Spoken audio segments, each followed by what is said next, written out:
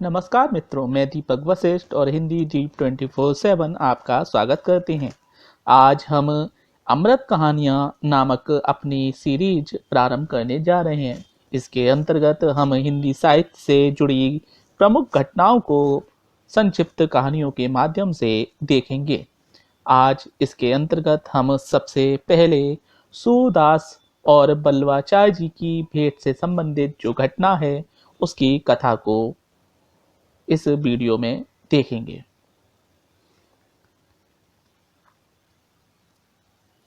सगुण भक्ति धारा में कृष्णाश्रयी शाखा के प्रमुख कवि सूरदास सूर के अंधत्व के कारण उनके निधन माता पिता अत्यंत दुखी रहते थे।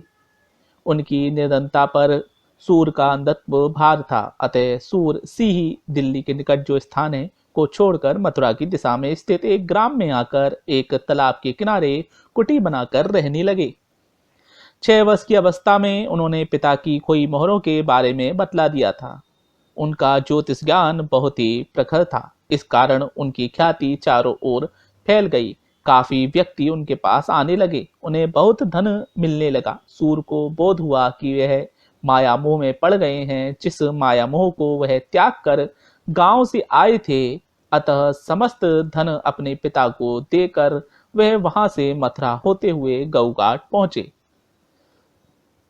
गऊघाट पर पहुंचकर सूर को महाप्रभु बल्लवाचार्य के दर्शन हुए और उन्होंने आचार्य को अपना परिचय देते हुए 2 पद कुछ इस प्रकार सुनाए। प्रभु हूँ सब पतितन को टीको और पतित सब दिवस चार के, मैं तो जन्मत ही को।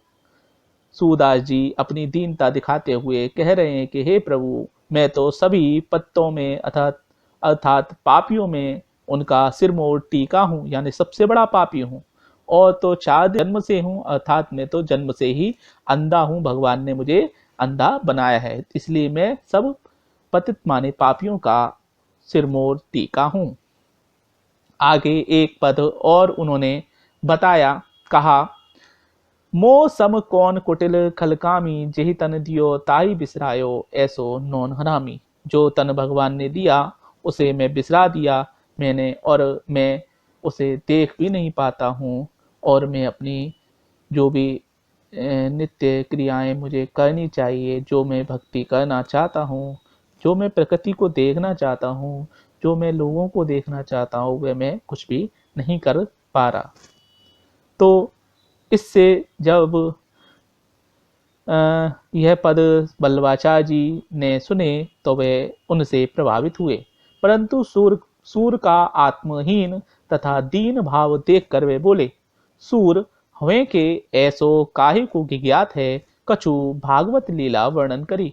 वे कहते हैं कि ऐसे गिज्ञा क्यों रहा है, कुछ भागवत लीला कर, यानी कि भागवत जो है उससे संबंधित लीलाओं का वर्णन तुम लोगों को किया करो, और अपनी आत्म शांति के लिए भी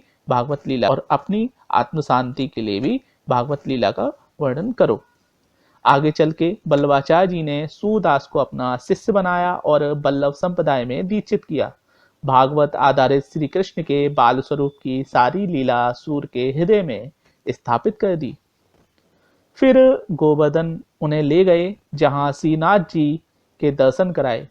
गोवर्धन मंदिर में श्रीनाथ जी का विग्रह है, जो कि मथुरा के निकट गोवर्धन स्थान पर पड़ता है, और सूर को इस मंदिर का कीर्तन भार भी सौंप दिया। इसी के निकट पासौली गांव में आपने रहते हुए सहस्त्रों पदों की रचना की, जिन्हें वे श्रीनाथ जी को नित्य प्रति गा गाकर सुनाया करते थे। तो यह कहानी थी उस घटना से संबंधित जिसमें सूरदास बल्लवाचार्य जी से पहली बार मिले थे।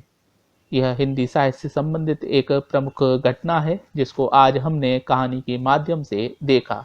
आगे भी हिंदी डीप 24/7 अमृत कहानियां आपके लिए नवीन घटनाओं से संबंधित, जो कि हिंदी साहित्य की घटनाएं हैं, उनके लिए नवीन वीडियो लेकर आती रहेगी। तो इसी के साथ आज हमें दीजिए इजाजत। हिंदी डीप 24/7 आपका धन्यवाद करता है। हमारे चैनल को लाइक कीजिए, शेयर कीजिए और मैसेज कर कर अवश्य बताएं कि हमारा यह जो सीरीज है अमृत कहानियों का वह आपको कैसा लगा। आपका दिन शुभ हो, सफलता आपके कदम चूमे।